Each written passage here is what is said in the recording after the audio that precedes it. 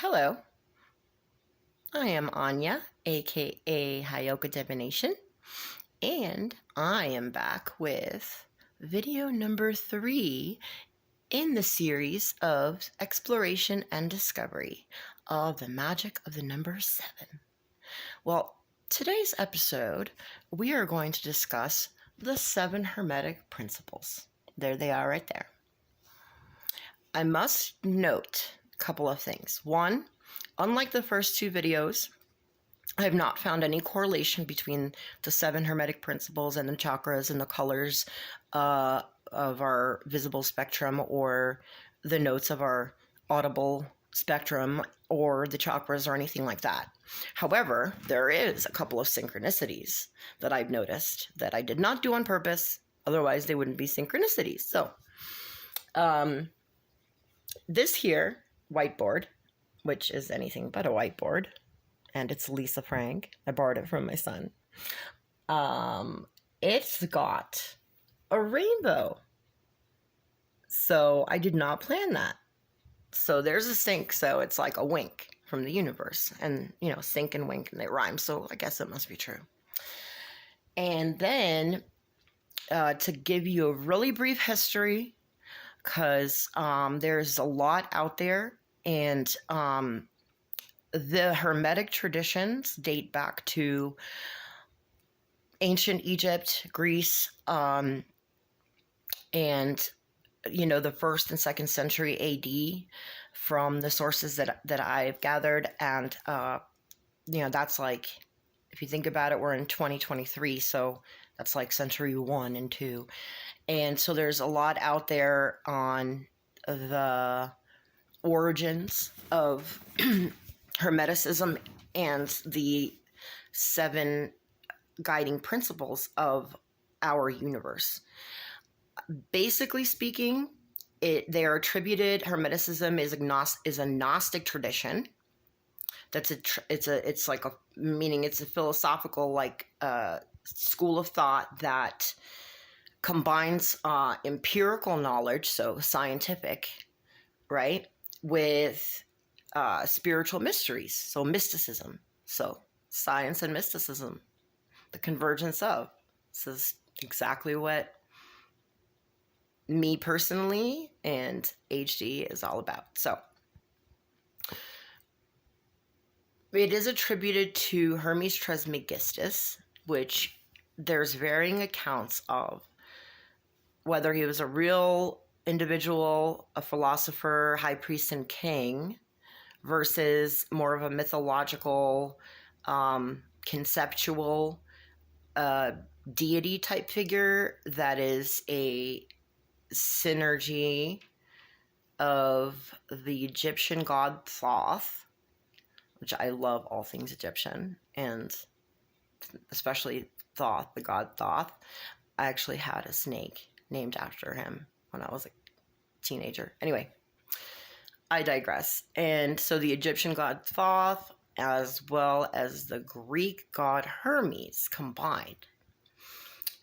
And without any more further history, so as not to make this video any more boring than it's already gotten, I'll post some stuff down below and resources that you guys can explore if you're interested in more of the historical or the origins of what we are about to focus on, which is the 7 governing principles of our universe. They're called the Hermetic Principles. And just to simplify, I wrote like the principle of mentalism, the principle of correspondence. That's how they are officially called. I just said principles and then mentioned the each one briefly. So the principle of mentalism simply means that all is mind. The universe is mental, which correlates very well with Einstein's. I don't know if he was joking, or I don't think he was totally joking. I think he was just like giving an abstract idea of what his scientific findings led him to, and that is that the world is like a thought in the mind of God. And if you think about it, see what I did there? The law of attraction will tell you that what we think about, we bring about. That our thoughts are the origin of our experience in our reality. We create our reality essentially through our thoughts. And empirically speaking, that makes sense, because thoughts will then bring about emotions, which then bring about actions, and those actions lead to results, which then bring about more thoughts, and the cycle keeps going on. And our thoughts are extremely powerful. So the principle of mentalism is, to me, like it's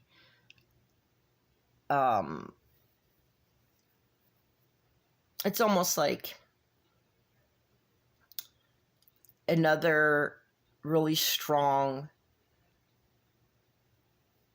piece of evidence that this is how it is, from a more ultimate type of truth standpoint, from this like higher perspective, because her hermetic principles have actually in a sense been found in multitude of spiritual traditions, including like ancient Jewish mysticism and Islam and Christianity, Christian principles, even the Baha'i. So there is this like mysterious interconnection of all these varying religious traditions, and how many of these principles can be found therein. All right. Principle number 2 is the principle of correspondence, which means as above, so below, as in heaven, so on earth. And if you are familiar with people like Matthias de Stefano, who is the Remember Past Lives, one of his major ones is the one that's most prevalent here on Earth today, is that of Atlantis. His memories of being and living in Atlantis, and how their whole spiritual concept was bringing heaven down to earth. So very interesting. As above, so below. As below, so above. The tree of life is a beautiful diagram that illustrates that concept. Principle number 3 is the principle of, vibration. Now, this means that everything vibrates. Nothing is still. Nothing rests. Everything vibrates. And from a scientific perspective, that makes perfect sense, because Nikola Tesla, for example, one of the greatest geniuses, at least, in my opinion, of ever, talks about the mysteries of the universe having to do with frequency, the energy, and vibration. Vibration, and in quantum physics, you'll see, going down to the most microcosmic aspect of existence. There's these quarks, these things called quarks, that aren't not necessarily like visible. They're subatomic particles, or maybe they are visible. I don't know. Don't quote me on that. But they're definitely observable. And they're, as far as we've gotten, at least now, because once you get to the level of the quark, you realize that everything in existence of our observable universe is made up of vibrational frequencies that just vary from one form to another. And this also goes along with the concept of energy cannot be created nor destroyed, only transformed. So yeah, let that sink in. reincarnation, you know? So, I mean, I could do an episode on each of these principles, really, but we'll just keep going on a little summary here. The I had something else. There with the vibration and, oh yeah, simply as above, so below, microcosm, macrocosm. So my viewers know I talk about that all the time. The atom, for example, which we're made up of these various atoms, you know, the atomic particles are alike to like our galaxy, as like the nucleus has, you know, protons, electrons, neutrons, whatever that revolve around it. Our sun likewise has, you know, planets and you know, that revolve around it. There's just a lot of, and if you see picture of like the neurons in the brain, like a real picture of like how like our brain is, the neurons and the synapses and the interconnections of them, and then a picture of like galactic, you know, outer space, you'll see the resemblance there too. So microcosm, macrocosm, that goes back to the principle of correspondence. Now then so now we're on number 4, the principle of polarity. This one, I think, is one of the most interesting. Everything is dual. Everything has poles. Everything basically has its pair of opposites. So in our universe, which is what we're talking about, this is the principles that govern our shared universe here. Uni meaning one, you know, even though there's multiverses in theory and whatnot, our universe has, our perceptions of it has their limitation. But within that limitation, we can observe duality, which is basically everything has its opposite. Sun, moon, light, dark. Yes, no, cold, hot. I mean, the list goes on and on. You know, and then we come to masculine and feminine, which we're going to see in one of the other principles repeated. Now, next we have another one of my favorites, the principle of rhythm. And as a musical soul, I love this because all things in nature have their own music, you know, their own rhythm. And you can hear it through deep meditation. You don't necessarily have to take hallucinogenic substances, although whatever floats your boat. The ends justify the means, for the sake of science or even art. So the principle of rhythm is simply that, like, the pendulum swing manifests in everything. So the measure of the swing to the right is the measure of the swing to the left. Rhythm compensates. So here is a demonstration.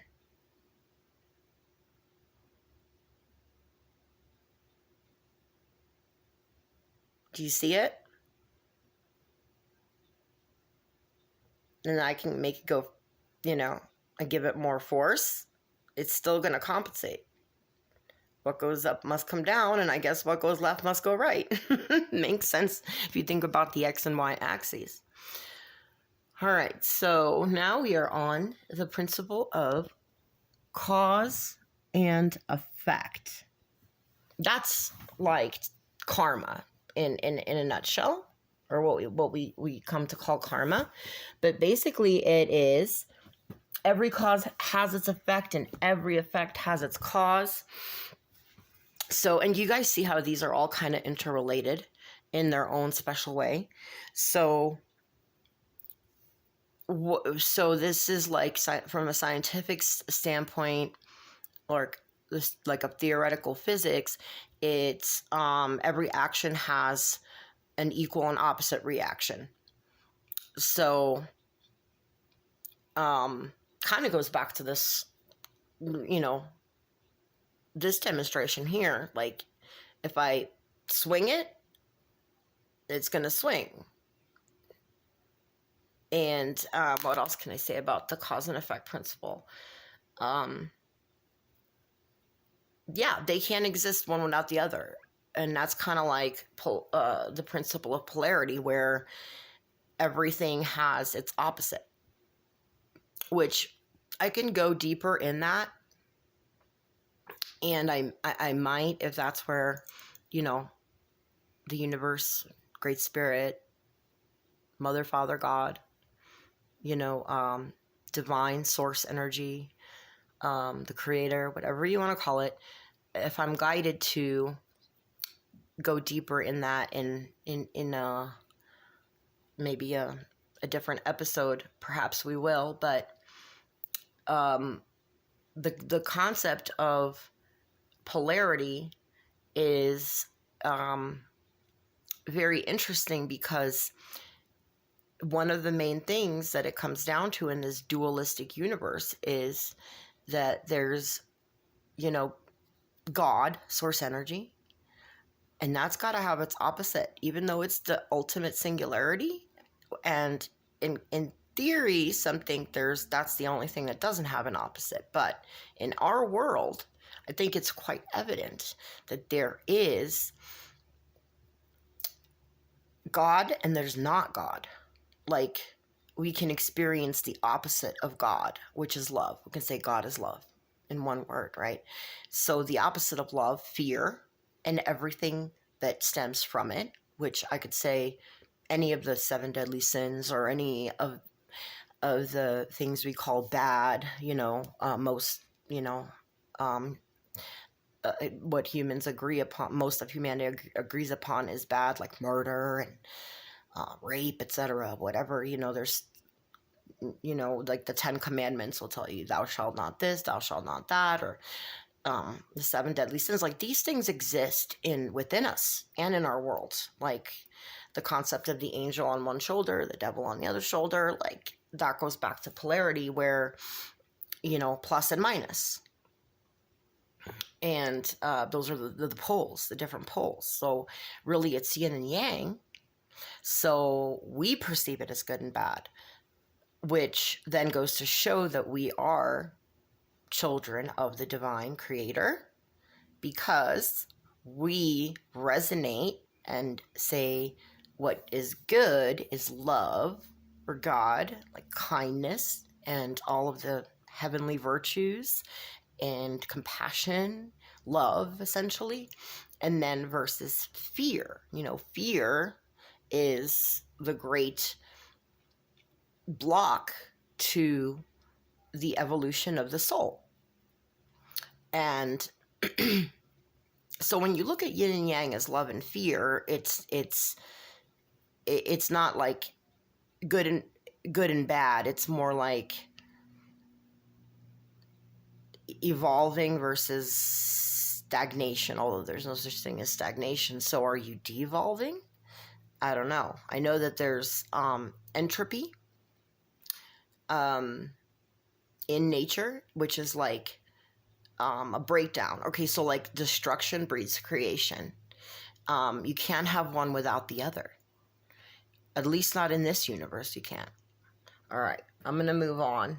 The final and 7th principle of the Hermetic principles is the principle of gender.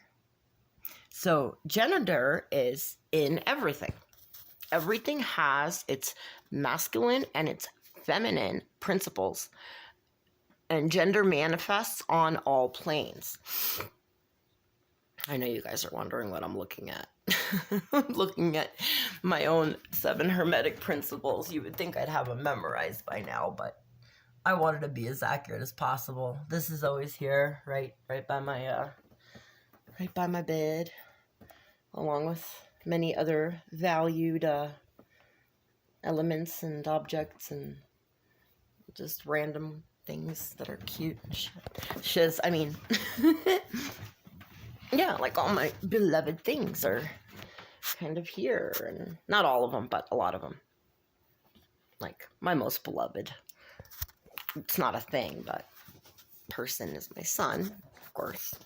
And so kind of goes back to the idea of we must be the most beloved of our creator, since we are the creator's children, sons and daughters of the Father, Mother, God. This is my belief, at least. If you resonate with it, great, keep watching me. If you don't, it's all good. I love you anyway. That's, what Jesus would do. Because there's knowledge and there's ignorance. And, with the prayer, when Jesus says, forgive them, Father, they know not what they do, that is why forgiveness is so important, because it's hard to believe that we humans who are made of, our souls are made of love. Well, it's our personalities that make the choices to harm others, so it's not the soul, I believe. And how did I go off on that mini tangent? I'm trying to think.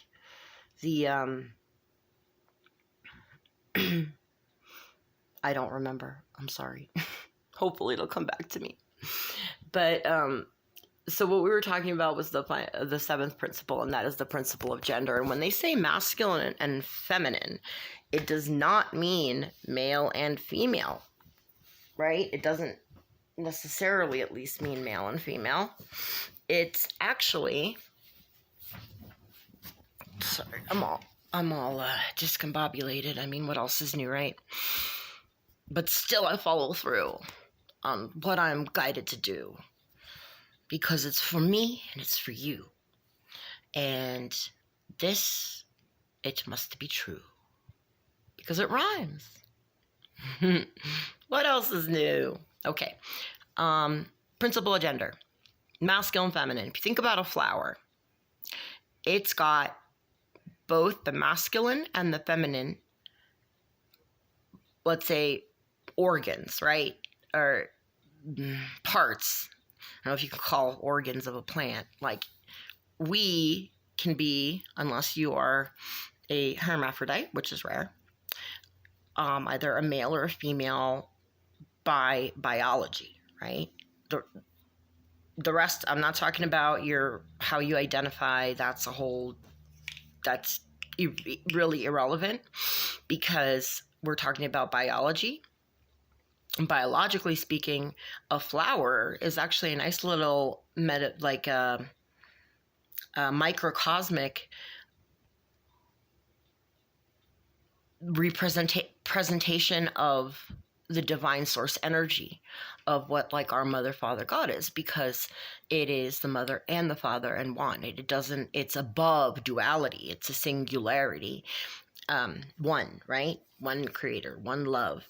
And then duality is what happens when you pass through the veil on Earth. So typically speaking, you're going to be born with one biological gender or the other, and so are other mammals and other birds and reptiles and things like that. But with flowers, what's interesting is that each one like pollinates itself. There's a male piece to it, and there's a female piece to it.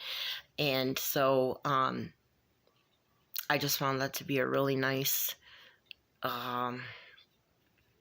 it just kind of hit me like the other day how like that's like, wow, that's kind of like, and we find flowers so beautiful and we're attracted to them, and so pay attention to what your heart and mind are attracted to by nature, or repel against, because that would be really indicative of the soul and its true nature, and not the programming that says, oh, well, I need to go have more sugar because it feels good, or I need to go play more video games because it feels good. I'm not saying those things are bad, because bad and good, like I don't believe in that. I feel like that's it's a perceptual, it's something that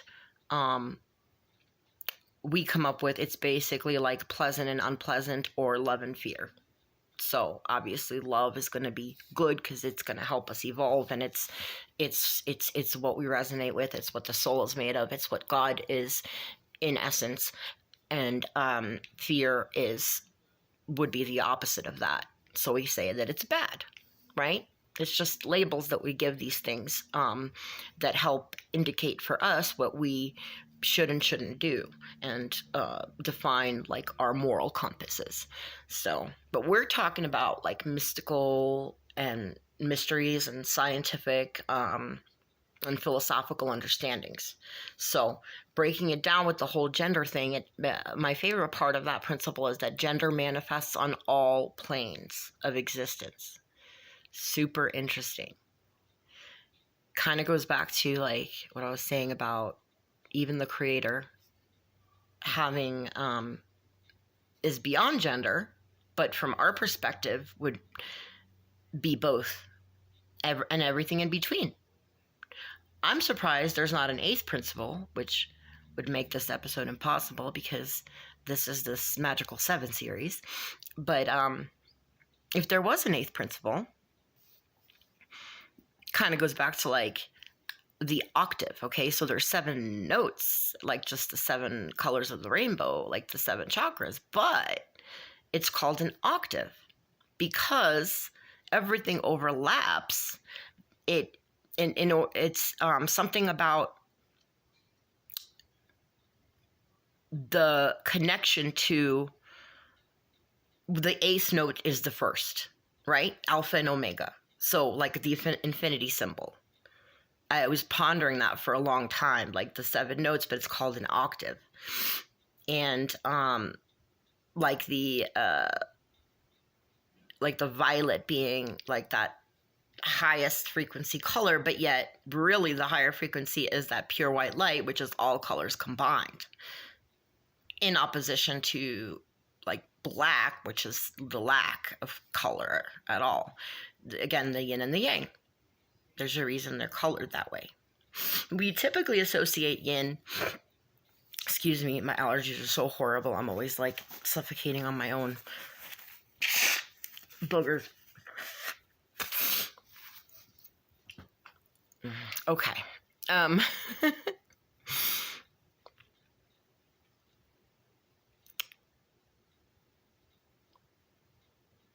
Gender manifests on all planes. So I can't wrap my head around that because all I can observe right now in this incarnation in this body is our plane of existence. Oh, and then how everything overlaps, which indicates that everything is on a spectrum. So with our visible spectrum, that's what we can see from our vantage point of duality on Earth. Yet the spectrum goes on, meaning the last note and the first note of, the last note is then followed by, because it's got to keep going. It's got to keep going. Nothing ever ends, energy is just transformed. So that last note, I'm just envisioning like the piano, and then the first one of the next octave are that interlink, like, so you can say that's the space so between dimensions, or that's the transition between our dimensions, dimensional realities, planes of existence, or that's the portal, the portal point. So and it's interesting because the number 8, if you put it this way, here's the number 8 for you. Okay, here's the number 8, but now it's the symbol of infinity. Interesting, right? Because if this is the vertical or the y-axis, and then this would be the horizontal or the x-axis, which is, I'm going to say this is yang and this is yin. It's just some more mysterious, mystical magic to ponder. And in the next episode, we will go ever yonder.